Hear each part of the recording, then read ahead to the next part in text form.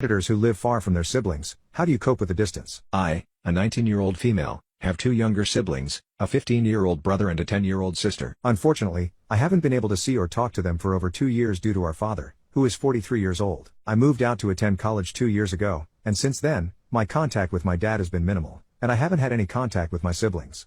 It's just been me, my dad, and my siblings. Our mother passed away in 2015, and her death deeply affected me. I discovered her lifeless body and had to make the distressing call to the authorities. As a result, I experienced a significant trauma, compounded by the abuse I endured from my father. While the abuse wasn't physical, it had a lasting negative impact on me. The thought of talking to my dad would often trigger panic attacks, as I wanted to avoid him due to the abuse. Whenever I gathered the courage to call, he would either not pick up the phone or refuse to let me speak to my siblings. It's incredibly painful and heartbreaking. Despite the lack of communication, I still buy gifts for my siblings and write them letters. However, these tokens of love remain tucked away, untouched, in a drawer in my closet. During the recent Christmas season, I asked if I could drop off the presents in person as I would be in town. Unfortunately, my dad informed me that my siblings no longer live there. I suggested mailing the gifts, hoping for a positive resolution, but my dad callously admitted that he enjoyed the peace of being away from me.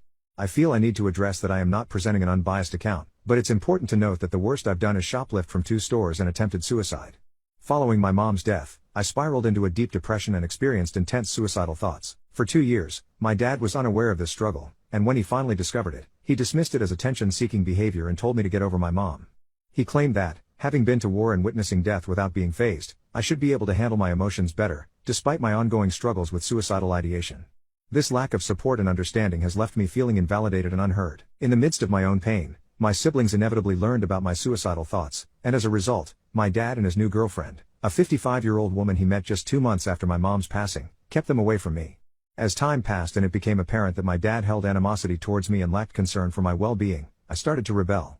I came and went as I pleased, without needing his permission. I changed my appearance without consulting him, dyeing and cutting my hair according to my own preferences. I did what I wanted, defying his authority. Consequently, he kept my siblings even more isolated from me. They placed restrictions on my interactions with my siblings, ensuring that I was always within their sight in the living room or visible on the numerous cameras installed throughout the house. I was not permitted to assist them with anything, and my siblings were not allowed to request my help or even just have a conversation with me without facing consequences.